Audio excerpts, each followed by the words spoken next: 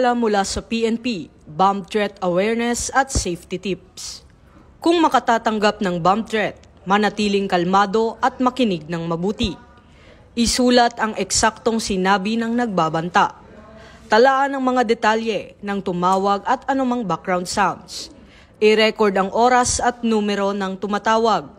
I-report agad sa pinakamalapit na police station o tumawag sa 911.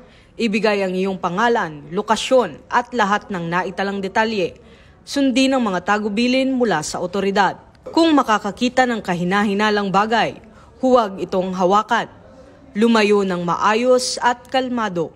I-alerto agad ang security o pulis.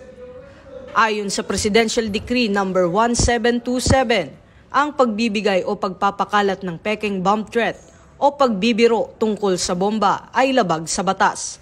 Ang sinumang mahuling gumawa nito ay maaaring patawan ng imprisonment hanggang 5 taon. Multa na hindi lalampas sa 40,000 pesos o parehong parusa ayon sa desisyon ng hukuman.